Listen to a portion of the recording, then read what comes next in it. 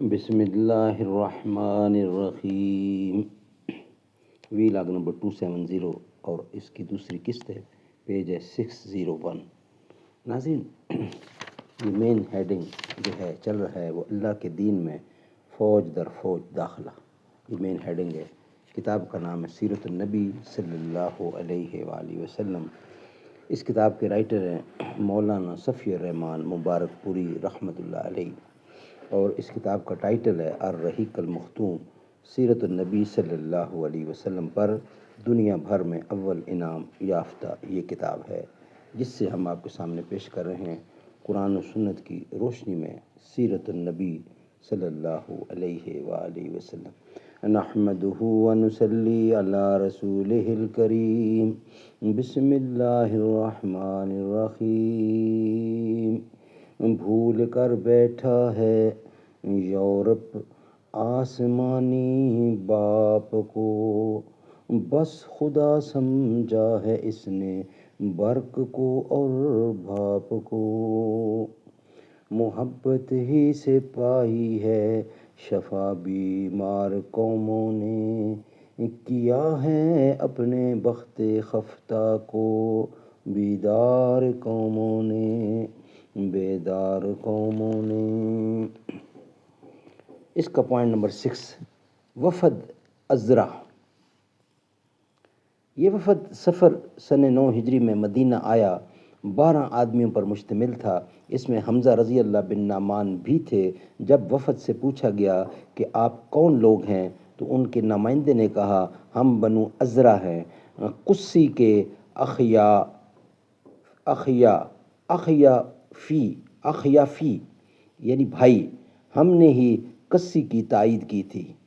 اخی کہتے ہیں بھائی کو، اخیافی یعنی بھائی، ہم نے ہی قسی کی تائید کی تھی اور خزا اور بنو بکر کو مکہ سے نکالا تھا۔ یہاں ہمارے رشتے اور قرابت داریاں ہیں، اور اسی پر نبی اکرم صلی اللہ علیہ وسلم نے خوش آمدید کہا اور ملک شام کے فتح کیے جانے کی بشارت دی، نیز انہی کہنہ عورتوں سے سوال کرنے سے منع کیا، کہنہ، اور ان ذبیحوں سے روکا جنہیں یہ لوگ حالت شرک میں ذبح کیا کرتے تھے۔ اس وفد نے اسلام قبول کیا اور چند روز ٹھہر کر واپس گیا۔ نیکسٹ پوائنٹ نمبر 7، وفد بلی۔ یہ ربیع الاول سن 9 ہجری میں مدینہ آیا اور حلقہ بگوش اسلام ہو کر 3 روز مقیم رہا۔ دوران قیام وفد کے رئیس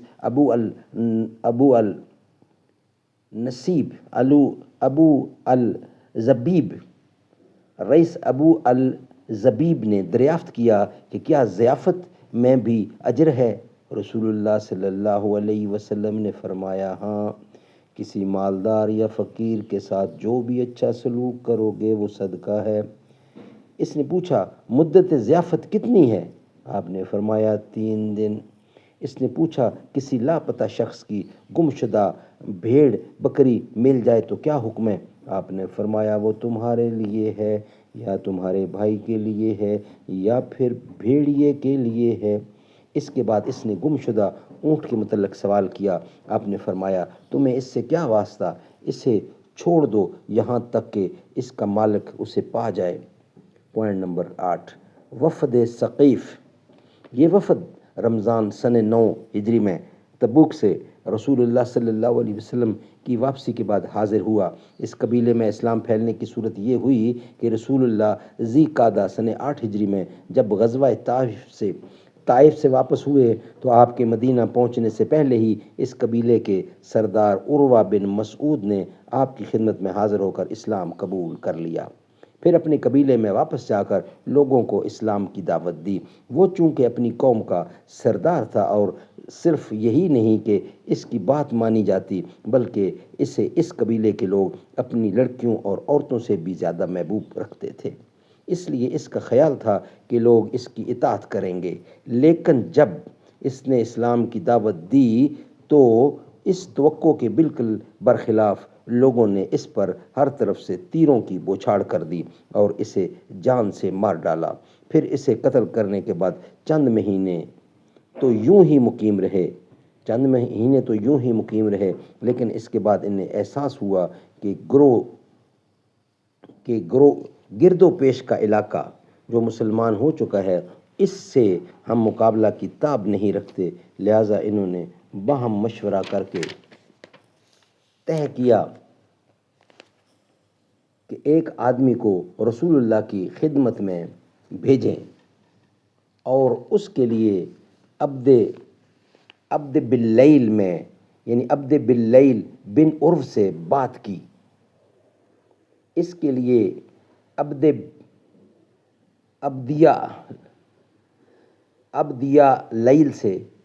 عبدیہ لیل بن عمر سے بات کی، مگر وہ آمادہ نہ ہوا۔ اسے اندیشہ تھا کہ کہیں اس کے ساتھ بھی وہی سلوک نہ کیا جائے جو عروہ بن مسعود کے ساتھ کیا جا چکا ہے، اس لیے اس نے کہا میں یہ کام اس وقت تک نہیں کر سکتا جب تک میرے ساتھ مزید کچھ آدمی نہ بھیجو۔ لوگوں نے اس کا یہ مطالبہ تسلیم کر لیا اور اس کے ساتھ حلیفوں میں سے 2 آدمی اور بنی مالک میں سے 3 آدمی لگا دیے۔ اس طرح کل 6 آدمیوں کا وفد تیار ہو گیا۔ اسی وفد میں حضرت عثمان بن ابی العاص ثقفی بھی تھے جو سب سے زیادہ کم عمر تھے۔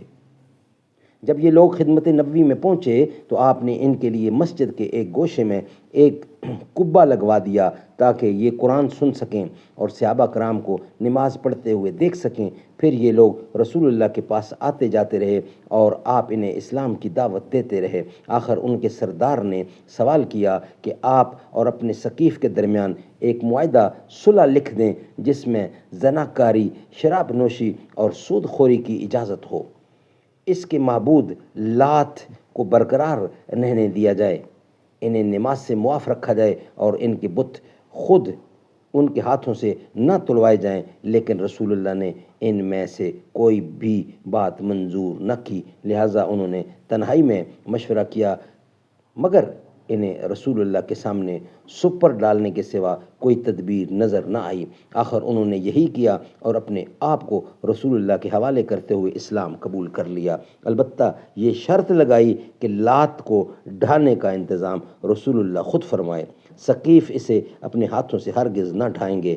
آپ نے یہ شرط منظور کر لی اور ایک نوشتہ لکھ دیا اور عثمان بن ابی عاص ثقفی کو ان کا امیر بنا دیا، کیونکہ وہی اسلام کو سمجھنے اور دین و قرآن کی تعلیم حاصل کرنے میں سب سے زیادہ پیش اور حریص تھے۔ اس کی وجہ یہ تھی کہ وفد کے ارکان ہر روز صبح خدمت نبوی میں حاضر ہوتے تھے، لیکن عثمان بن ابی عاص کو اپنے ڈیرے پر چھوڑ دیتے تھے۔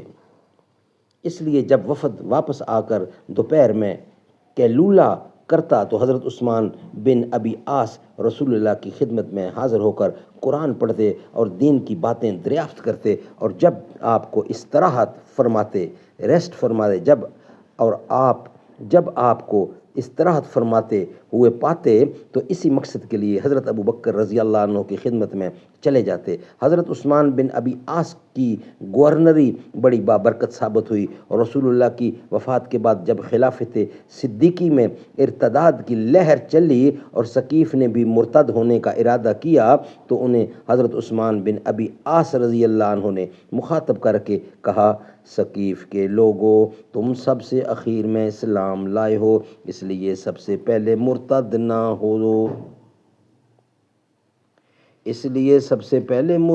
ہونا۔ یہ سن کر لوگ ارتداد سے رک گئے اور اسلام پر ثابت قدم رہے۔ بہرحال وفد نے اپنی قوم میں واپس آ کر اصل حقیقت چھپائے رکھی اور قوم کے سامنے لڑائی اور مار دھاڑ کا ہوا کھڑا کیا ہوا اور حزن و غم کا اظہار کرتے ہوئے بتایا کہ رسول اللہ نے ان سے مطالبہ کیا ہے کہ اسلام قبول کر لیں اور زنا، شراب اور سود چھوڑ دیں ورنہ سخت لڑائی کی جائے گی۔ یہ سن کر پہلے تو ثقیف پر نخوت جاہلیہ غالب آ گئی اور وہ 2-3 روز تک لڑائی ہی کی باتیں سوچتے رہے، لیکن پھر اللہ نے ان کے دلوں میں رعب ڈال دیا اور انہوں نے وفد سے گزارش کی کہ پھر وہ رسول اللہ کے پاس واپس جائے اور آپ کے مطالبات تسلیم کر لے۔ اس مرحلے پر وفد اس مرحلے پر پہنچ کر وفد نے اصل حقیقت ظاہر کی اور جن باتوں پر مثالیت ہو چکی تھی ان کا اظہار کیا۔ ثقیف نے اسی وقت اسلام قبول کر لیا۔ ادھر رسول اللہ صلی اللہ علیہ وسلم نے لات کو ڈھانے کے لیے حضرت خالد بن ولید کی سرکردگی میں چند صحابہ کی ایک ذرا سی نفری روانہ فرمائی۔ حضرت مغیرہ بن شعبہ نے کھڑے ہو کر گرز اٹھایا اور اپنے ساتھیوں سے کہا، واللہ میں ذرا آپ لوگوں کو ثقیف پر ہنساؤں گا۔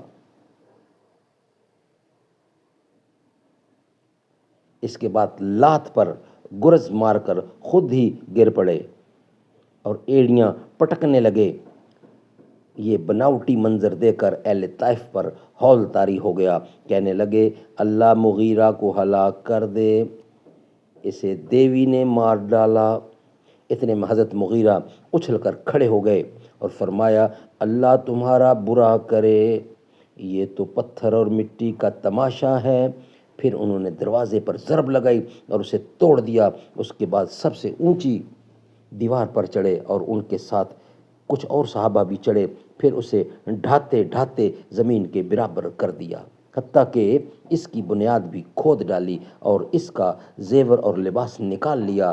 یہ دیکھ کر ثقیف دم بخوردہ ہو گئے، دم بخود رہ گئے۔ ثقیف دم بخود رہ گئے۔ حضرت خالد رضی اللہ زیور اور لباس لے کر اپنی ٹیم کے ساتھ واپس ہوئے۔ رسول اللہ نے سب کچھ اسی دن تقسیم فرما دیا اور نبی کی نصرت اور دین کے اعزاز پر اللہ کی حمد کی۔ پوائنٹ نمبر 9، شاہان یمن کا خط۔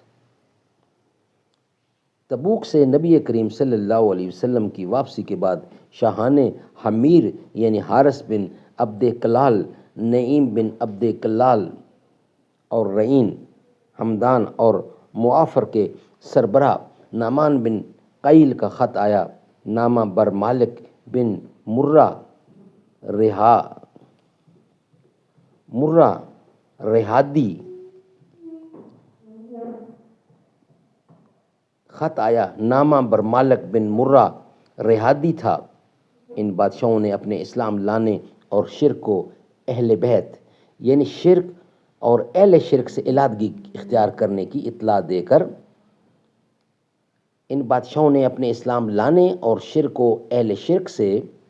شرک و اہل شرک سے علیحدگی اختیار کرنے کی اطلاع دے کر اسے بھیجا تھا۔ رسول اللہ نے ان کے پاس ایک جوابی خط لکھ کر واضح فرمایا کہ اہل ایمان کے حقوق اور ان کی ذمہ داریاں کیا ہیں۔ آپ نے اس خط میں معاندین کے لیے اللہ کا ذمہ اور اس کے رسول کا ذمہ بھی دیا تھا، بشرطے کہ وہ مقررہ جزیہ ادا کریں۔ اس کے علاوہ آپ نے کچھ صحابہ کو یمن روانہ فرمایا اور حضرت معاذ بن جبل کو ان کا امیر مقرر کیا۔ ناظرین، اس کے ابھی اور بھی پوائنٹ ہیں، وہ انشاءاللہ ہم آپ کے سامنے رکھیں گے، مگر نیکسٹ ویلاگ کی صورت میں۔ ابھی ان کے پوائنٹ غالباً بنتے ہیں تقریباً 16 پوائنٹ ہیں، تو انشاءاللہ نیکسٹ بقیہ حصہ نیکسٹ ویلاگ کے سامنے آپ کے سامنے رکھیں گے۔ یہ ویلاگ ہم یہاں ہی کمپلیٹ کرتے ہیں۔ صدق اللہ العلی العظیم و صدق رسولہ النبی الکریم ونحن علی ذالک من الشاہدین والشاکرین والحمد للہ رب العالمین۔ کیا شان رسالت ہے سرکار مدینہ کی، ہر دل پہ حکومت ہے سرکار مدینہ کی۔ کیا شان سے آئیں گے وہ روز قیامت میں، حاصل جن قربت ہے سرکار مدینہ کی۔ وہ حکم اگر کر دیں سورج بھی پلٹ آئے، یہ دیکھیے عظمت ہے سرکار مدینہ کی۔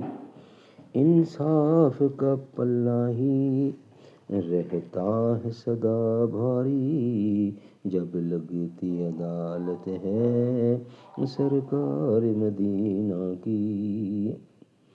سینہ ہے بھرا میرا ایمان کی دولت سے، یہ بھی تو عنایت ہے سرکار مدینہ کی۔ ہر ایک صدا میری سنتے ہیں مدینے سے، کیا اہل سماعت ہے سرکار مدینہ کی۔ وہ دل تو کبھی اکرم تاریک نہیں ہوگا، جس دل میں محبت ہے سرکار مدینہ کی۔ کیا شان رسالت ہے